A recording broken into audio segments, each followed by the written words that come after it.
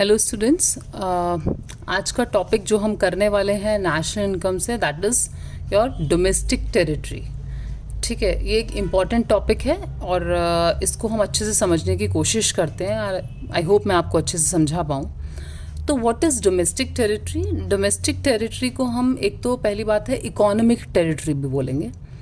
और ये इसके अंदर क्या चीज़ें आती है, मतलब जैसे अगर अगर आप अपनी कंट्री की बाउंड्रीज़ की बात करें कि वो सारा एरिया जो आता है, जितना हम अपना पॉलिटिकल फ्रंटियर के अंदर जितना एरिया आता है बेसिकली हमारा, ठीक है, वो सारा एरिया तो है ही आपका डोमेस्टिक टेरिटरी के अंदर। प्लस इसके अंदर जो और चीज़ें हम ऐड करेंगे वो भी चीज़ें इसके अंदर इंक्लूड होंगी।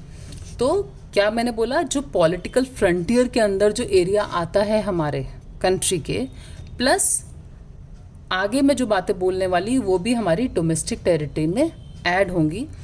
और जो भी चीज़ इन सब में के अंदर इंक्लूड होगी उसको हम बोल सकते हैं कि हमारी डोमेस्टिक टेरिटरी का पार्ट है। लाइक पहला है ships and aircrafts owned and operated by normal resident. अगर हमारा कोई भी रेजिडेंट जो है नॉर्मल रेजिडेंट, वो एक डेफिनेशन है, और वो क्या नॉर्मल रेजिडेंट किसको बोलते हैं वो एक और कॉन्सेप्ट है जो हम एक नेक्स्ट वीडियो में पढ़ेंगे। तो नॉर्मल रेजिडेंट की हमारे अगर कोई भी शिप्स या एयरक्राफ्ट वो ऑपरेट कर रहे हैं किसी भी कंट्री के बीच में, तो वो हमारी डोमेस्टिक टेरिटरी का पार्ट होंगे। पहली चीज़ क्लियर। सेकंड, सी के अंदर अगर आपके कोई भी फिशिंग वेसल्स, ऑयल या नेचुरल गैस रिग्स और कोई भी फ्लोटिंग प्लेटफॉर्म्स ऑपरेट कर रहा है, किसका है वो हमारे ही किसी रेजिडेंट का है।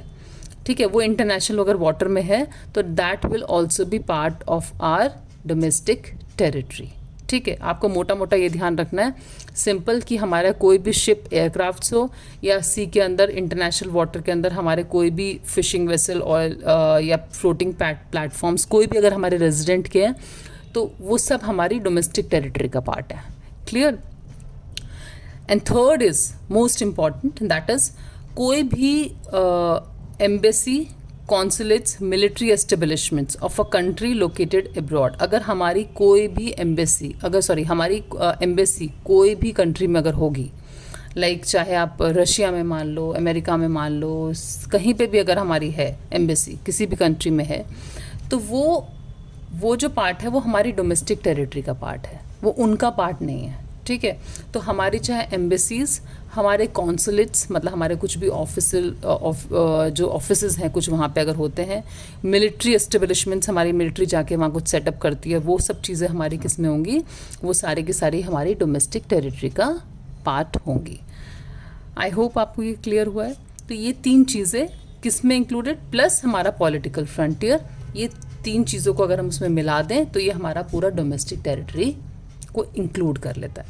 अब क्या क्या चीज़ें हमारी इसमें नहीं इंक्लूड होंगी डोमेस्टिक टेरिटरी में, लाइक अगर दूसरे कंट्री की एम्बेसीज, कॉन्सुलेट्स या मिलिट्री एस्टेब्लिशमेंट जैसे हमारे दूसरे कंट्री में थे तो उनको हमने अपना पार्ट माना, तो ऐसे ही दूसरों के अगर हमारे कंट्री में होंगे तो they will not be our domestic territory, तो उनको हम अपनी डोमेस्टिक टेरिटरी में नहीं इंक्लूड करेंगे। ठीक है, आई होप समझ में आ रहा है। तो पहली चीज़ ये। सेकंड इज़ जितनी भी इंटरनेशनल ऑर्गेनाइजेशंस हैं लाइक UNO, WHO जो हैं, अगर वो हमारी जोग्राफिकल बाउंड्री के अंदर हैं, हमारे उसके अंदर आती हैं, पॉलिटिकल फ्रंटियर हमारी एक बाउंड्री के अंदर आती है, तो उनको भी हम अपना पार्ट नहीं मानेंगे, वो हमारी डोमेस्टिक टेरिटरी का पार्ट नहीं है। तो जो इंक्लूड हैं वो तीन चीज़ें आपको बता दी हैं, जो एक्सक्लूड हैं वो दो चीज़ें आपको बता दी हैं। तो इसको हम डोमेस्टिक टेरिटरी बोलते हैं। अभी कुछ थोड़े से एग्जांपल्स हम लोग डिस्कस कर लेते हैं।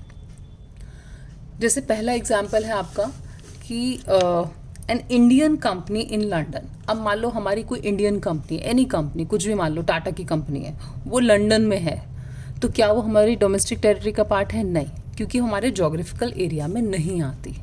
ठीक है, तो जो हमारा डोमेस्टिक टेरिटरी के अंदर जो हमने कंडीशंस रखी हैं वो उस कंडीशन के अंदर नहीं आ रही है, तो उसको हम नहीं बोलेंगे, it is not part of domestic territory, क्योंकि वो हमारे जोग्राफिकल एरिया के अंदर नहीं आ रही। Second thing, Microsoft office in India. अगर माइक्रोसॉफ्ट तो बाहर की कंपनी है, अगर वो इंडिया में ऑफिस है तो क्या वो डोमेस्टिक टेरिटरी का पार्ट है? यस। तो कोई भी चीज़ अगर हमारे जोग्राफिकल एरिया के अंदर आ रही है, क्योंकि हमने यहाँ लिखा हुआ है in addition to the political frontier, तो ये 3 पॉइंट्स तो एडिशनल हैं, बट कोई भी चीज़ अगर हमारे पॉलिटिकल फ्रंटियर के अंदर यानी हमारे जोग्राफिकल एरिया के अंदर आ रही है तो that will be our domestic territory. So we can say Microsoft Office जो है वो हमारी टेरिटरी का पार्ट है, बिकॉज उसका ऑफिस कहाँ पे है? इंडिया में है। Clear? Next is Indian embassy in Japan. अब इंडियन एम्बेसी है वो हमारे इंडिया में नहीं है, कहाँ लोकेटेड है? जापान में है, but it is part of domestic territory. क्यों? क्योंकि हमने पॉइंट पढ़ा था जितनी भी एम्बेसीज होंगी, कॉन्सुलेट्स होंगे, मिलिट्री एस्टेब्लिशमेंट चाहे हमारे बाहर सेटअप हैं, वो हमारे पार्ट होंगे डोमेस्टिक टेरिटरी का। Clear? Next is Russian embassy in India. Russian embassy मान लो इंडिया में है तो रशिया की, आप बोलोगे क्यों पार्ट है, बट हमने पढ़ा था कि रशियन एम्बेसीज जो होंगी या कॉन्सुलेट जो दूसरों के हैं फॉरेन कंट्री के हमारे कंट्री में, वो हमारा पार्ट नहीं है। तो रशियन एम्बेसी इन इंडिया में is not a part of domestic territory. Clear? And last is office of Reliance industries. Reliance क्या है? इंडियन कंपनी है, उसका ऑफिस कहाँ पे है? न्यूयॉर्क में।